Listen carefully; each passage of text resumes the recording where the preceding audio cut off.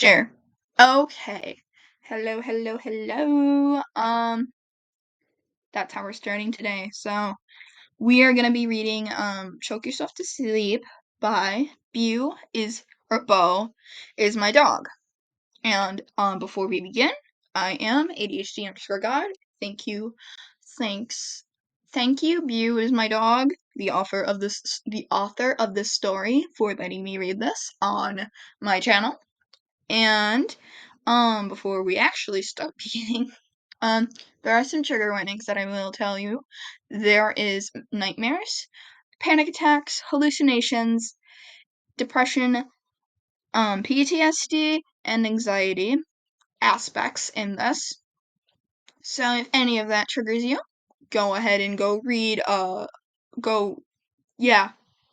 or you just don't like that kind of stories, skedoodle.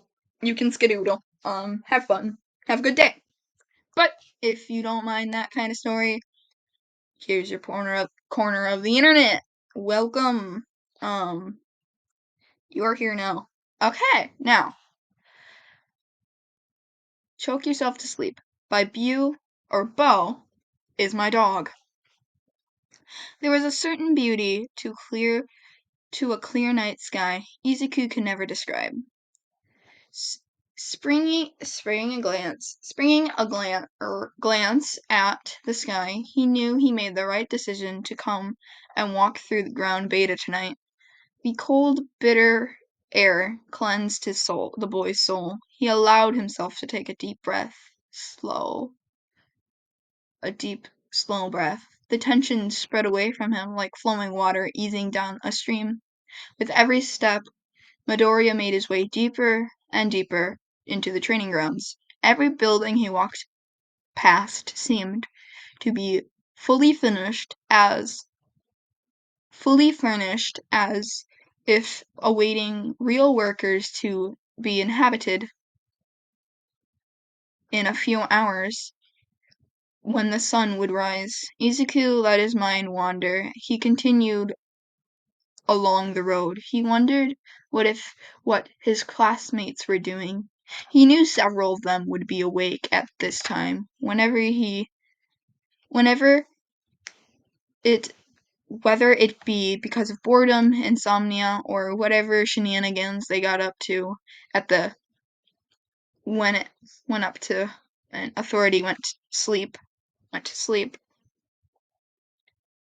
There is no fun, light-hearted reason Midoriya was out tonight, phone. No, it was nightmares that led the young green-haired boy on his walk tonight. Whether he can imagine the images of Kachan being dragged by the neck through the portal or not getting to him during the sludge villain attack, or, most commonly, a phantom feeling of a hand wrapping around his throat, with all 5 fingers digging into his skin. No matter the scenario, he just couldn't find it in himself to get enough sleep.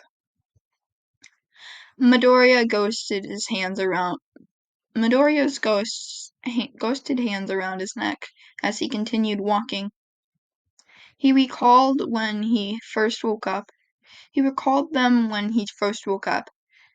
desperately clawing at his own throat, using every ounce of his power to pry away the hands that he just couldn't seem to reach. He couldn't breathe. He didn't know how else to get the hands off of his airways. Sometimes it's hard to tell when he was using his quirk after nighttime.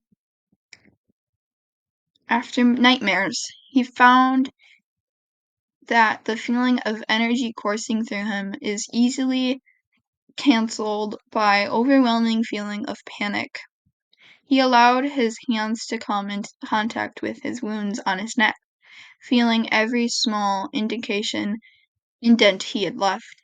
He felt crusty with dried blood that he hadn't even bothered to wash off. Izuku idly wondered if this is what Shigaraki's neck often felt like. He wondered if the villain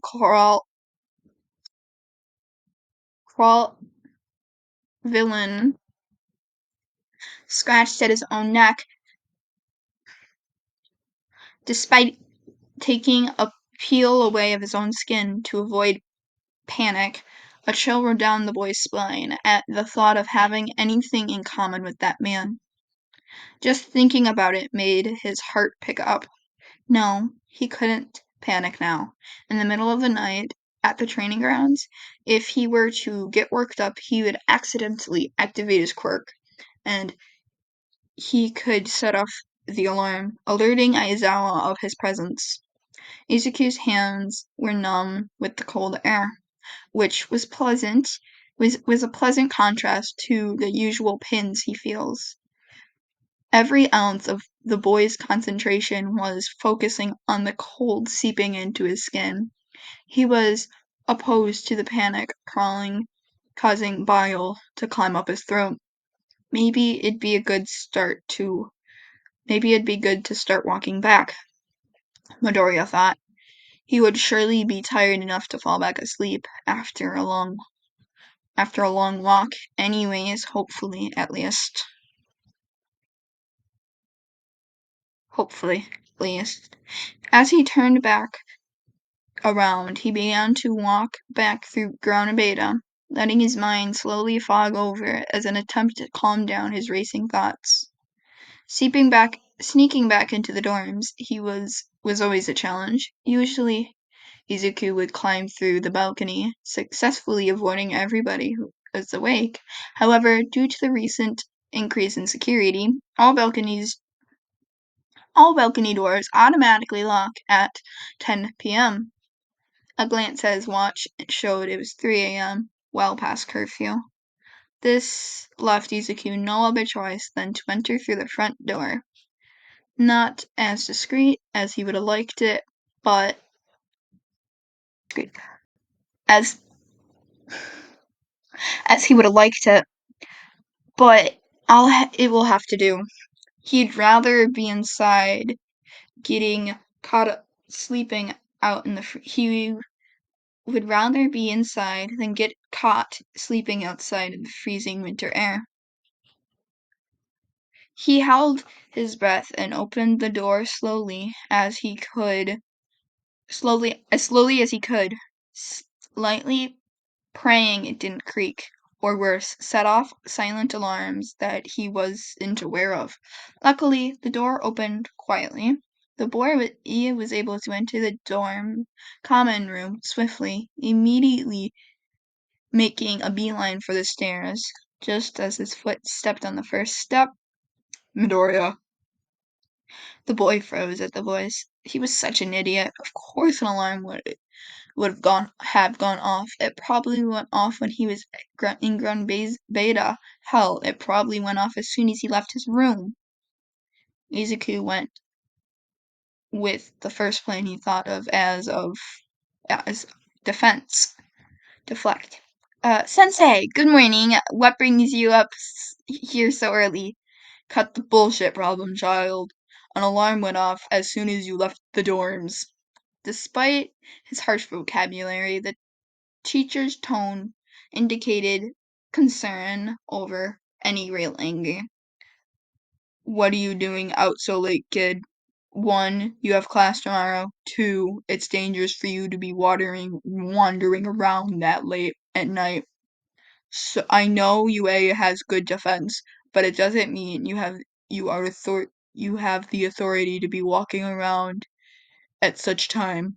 3, did you not stop to think would an alarm go off immediately if any suspicious activity? Okay, reevaluate. Maybe there was real anger.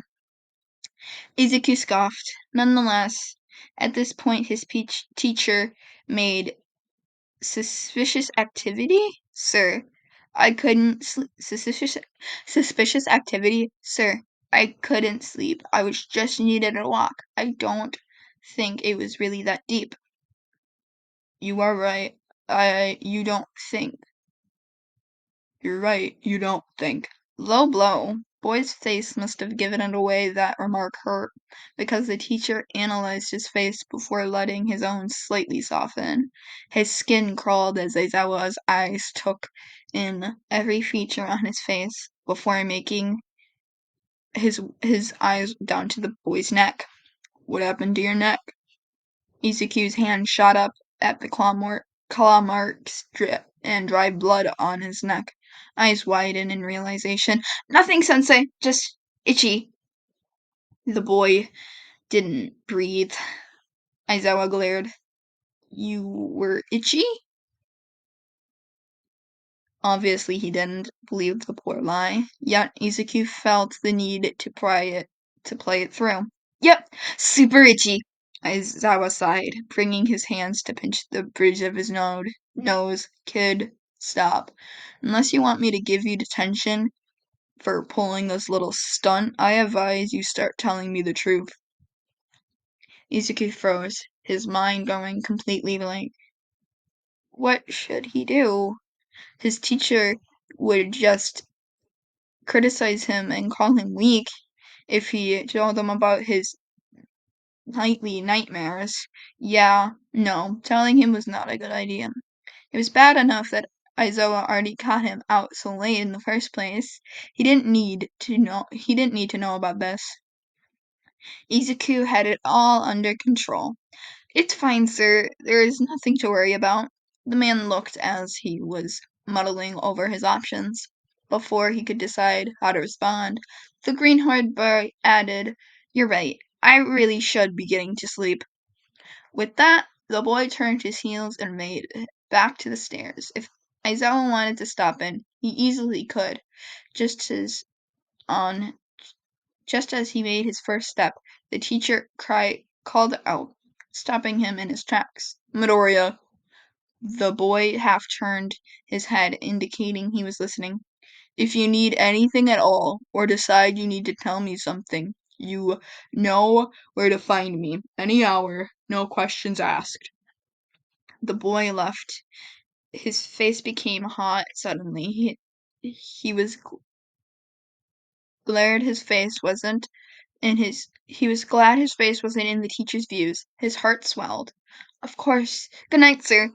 Izuku climbed the stairs, finally escaping the man's view, practically bolting to his room. After reaching the dorms, the boy collapsed back onto his All Might themed bed. He lay perfectly still, eyes glazed over, staring up at the open ceiling fan running circles on his roof. His eyes hung heavy, refusing to close, though his thoughts raced. Sleep would not be coming tonight. He took a deep breath. It didn't calm him like the cold air did outside. Izuku forced his eyes to close, his nails raised to his neck. The week went by fairly normal after that night. Granted, Izuku took a lot more caution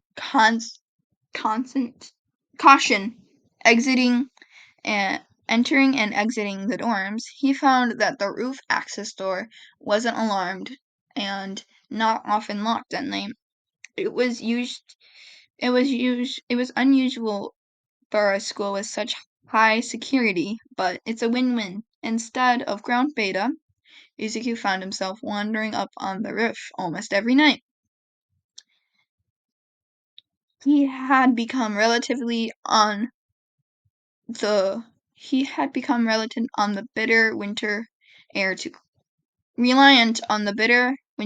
to clear his head. It was the only thing that could calm him after his nightmares now. Well, other than the scratching, Midoriya wasn't sure when the scratching morphed into a coping mechanism of his nightmares, but to a self-soothing action. And Midoriya wasn't sure when the scratching morphed from a conclusion of his nightmares to a self-soothing action. Although he had been able to manage a few of his nightmares fairly well, Izuku could tell at the moment as he laid down tonight, it wasn't gonna be any it was gonna be different. Nonetheless, Izuku's sleep. A dark purple void engulfed Izuku's vision. He tried to connect with his body. His hands moved to speak, to turn his head anything at all, yet he found he was completely frozen. His heart pounded with his ribs, danger sensing blaring with his eyes. The boy felt this panic many times in his life, but never this concentrated, especially for no reason. His chest clammed inwards as his lungs tensed with the lack of oxygen. He could see fog covering the majority of his body out of the corner of his eyes. The dots connected. He must have been connected. He must be connected with the vision, the rest of all for one. Yet he couldn't see them anywhere. It was as if he was disconnected from them and was stuck drifting in the void that they had left behind. Danger sense continued to defend him, letting the boy towards a migraine. Suddenly, a figure appeared in front of him. At first, he recognized it to be All Might.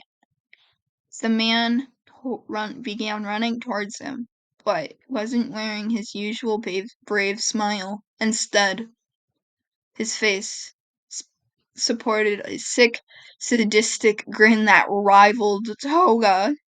The blue, clouded eyes were now open wide as possibly they could be. When he reached Izuku, his fingers began dripping away from itself. Underneath was a gray, flaky skin, white hair, a deep bone-red eyes. Midoriya's eyes widened with the realization of who was running towards him. The figure raised his left hand, aiming right for Izuku's throat. He tried desperately to scream, run, to flinch, anything, yet he was only able to stand and let the hand grip around his neck. Yet it felt familiar, like it has always been there, at every waking moment of his life, in the most terrifying ways possible. Panic clouded any reasonable thought in Izuku's mind. All he could think about was how he needed to get this hand off. If he had thought he didn't have enough oxygen earlier, then he must be completely void of it. Bile rose in his throat as he was about to vomit, but from the pure terror he was feeling. After the moment of squeezing Izuku's neck, a whisper came from the man, yet his mouth didn't move. It sounded as if it was right in Izuku's ear. A chill ran down every vein in that boy's body, as if he was forced to hear the twisted words of his mentor. Now, it's your turn. Finally, Midoriya was able to move. The first thing he did was scream, a blood-curdling, bone-chilling scream. No matter how raw his voice felt, he couldn't stop. He had to get out of there. He could feel the hand crushing his windpipe as he could feel his skin decaying beneath the man's palm. Now, he had to get the hand off of him right now. Izuku paid no attention to the green sparks illuminating the room. When did he get back in his room? Nor the burning sensation covering every inch of his body. Warm liquid covered his hands as he tried to grip the hands around his throat, having his own seemingly pass straight through them every time he tried. There was hot tears spilling down his face, mixing with red coming down from his neck. In the back of his mind, Izuku acknowledged the danger of using his quirk on himself, especially surrounding his neck. However, at that moment, he could care less about the consequences he may soon face, only that the hand could come off. Get off, get it off, get it off, get it off. Why won't it come off? It won't come off, it won't come off, it won't come off. Izuku trembled off his bed onto the floor with a loud thump. He could barely hear anything over his ringing in his ears of the sound of his own labored breathing. He continued to sob and claw at his neck and chest. He heard his head was feeling so lightheaded, but he wasn't sure if it was due to the lack of oxygen or the lack of blood or the fact that he was turning to dust. He was turning to dust. He was decaying.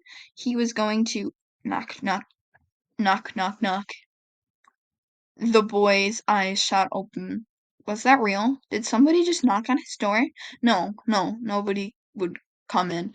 If Shigaraki got any of his classmates, he would be to blame.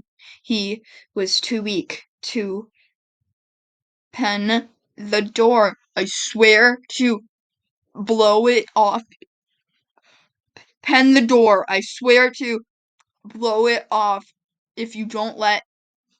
Izuku's breath stopped along together. The green lightning bounced across his arm now, only realizing that he couldn't turn it off before he could even think of an answer. An explosion rang through his room, the door coming right off its hinges and in several pieces. Nerd, why wouldn't you? What the hell? The rough voice ran from his childhood, filled Izuku's room. Izuku barely heard it. Hand the hand. It won't come off. I can't do it. I need to get it off. He was using 30% of his power. He tried desperately to claw at the hand away, but his hands just kept slipping through, causing damage to his skin instead of the hand surrounding it. Suddenly, he felt himself being thrown backwards, back onto his back, wrists being held above his head, trying to see through the tears. Izuku saw his blonde friend holding his wrists, actively pinning him to the ground. Deku, you need to calm. Deku, you need to calm down. His voice sounded softer than it normally was, and desperate. Kacchan was never desperate. The irritable itch and pain from his neck covering his throat was impossible to ignore. In an attempt to not injure Katsuki, Izuku tried as hard as he could to pull his hands away without using too much of his quirk, which was currently not under his control. He didn't want to hurt him. After some struggles, the green-haired boy knew Kacchan wasn't going to budge. Between sobs, the green-haired boy choked out a panted, Get it off, please.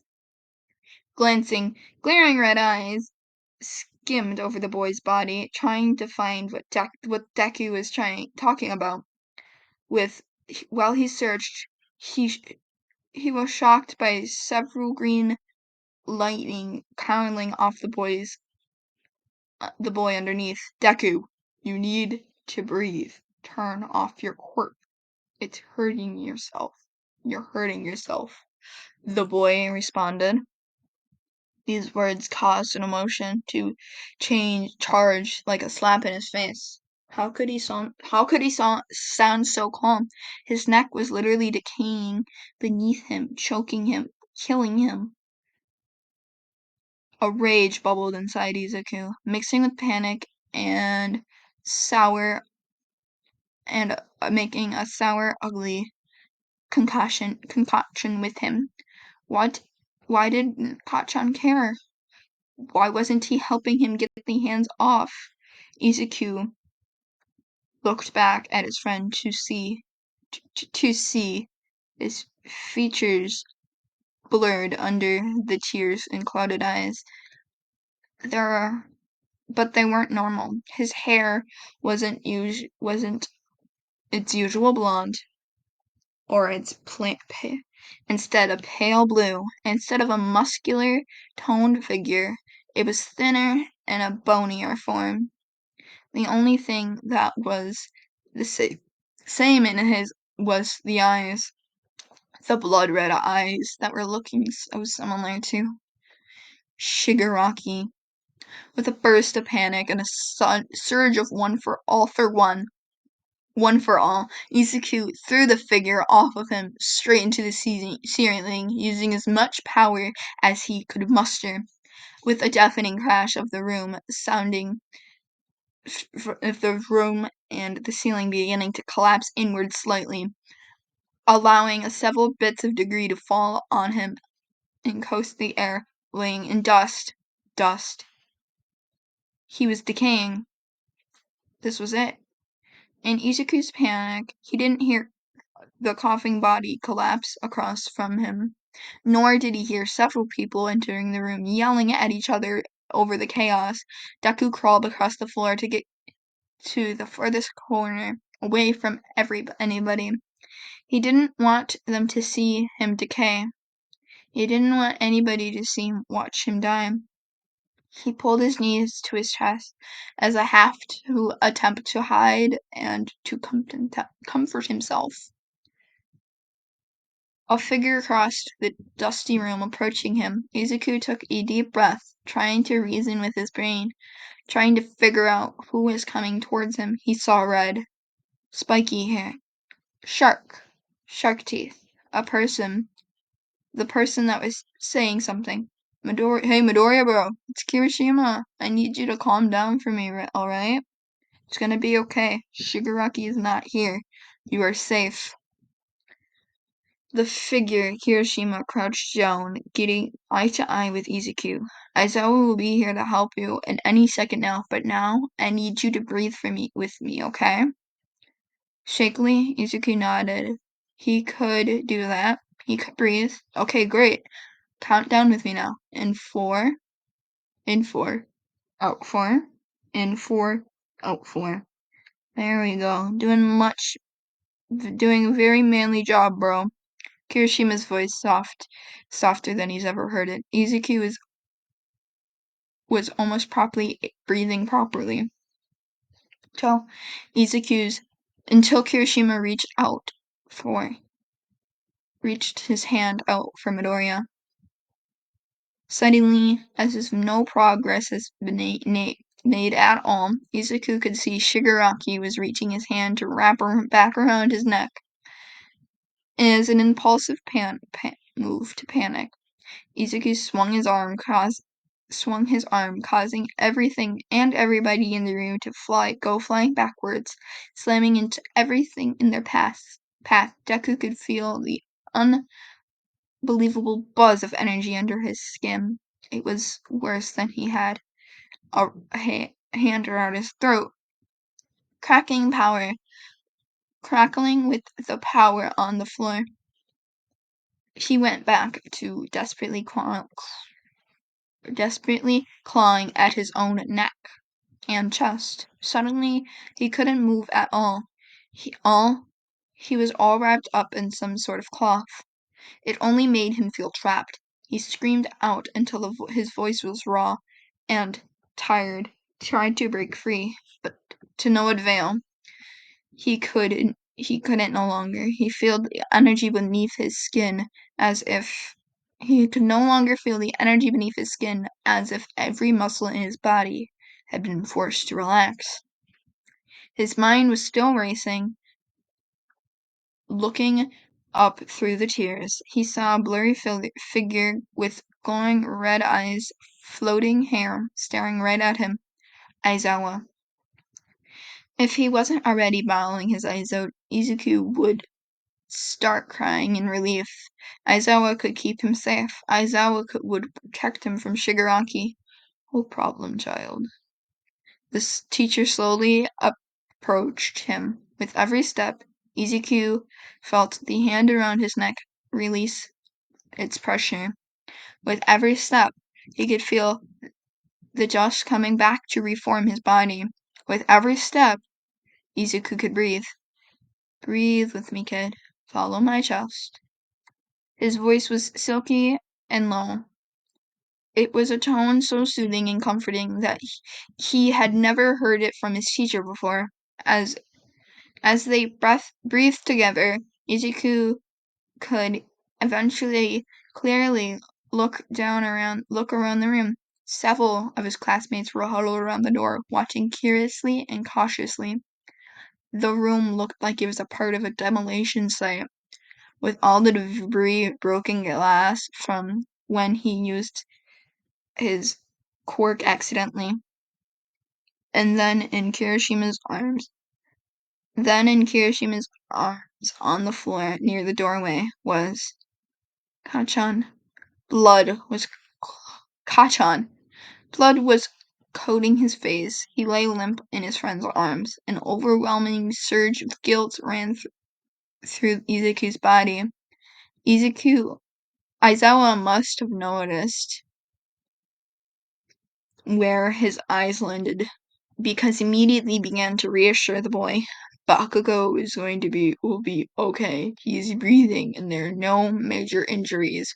Once he wakes up, he will be fine. It was not your fault, kid.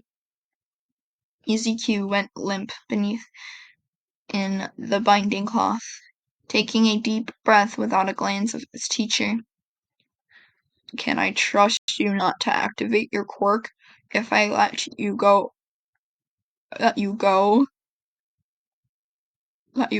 Unshuri?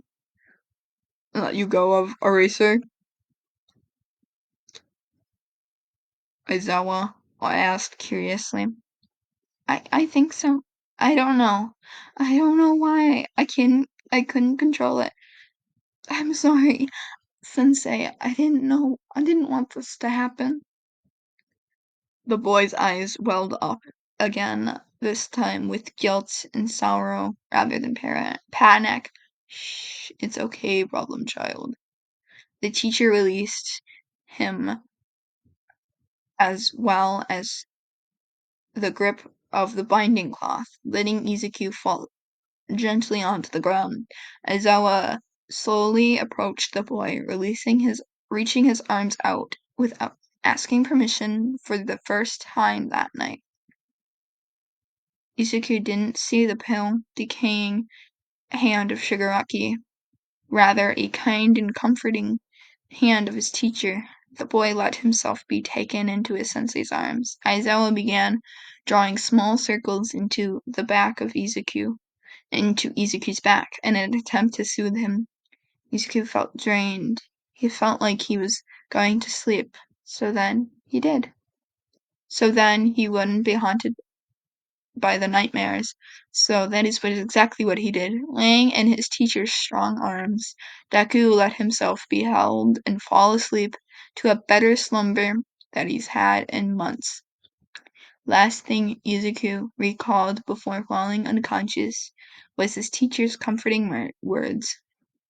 We are here. Hello, this is ADHD_God talking here. Thank you, Bu, or Bo, for letting me read this. And so, yeah.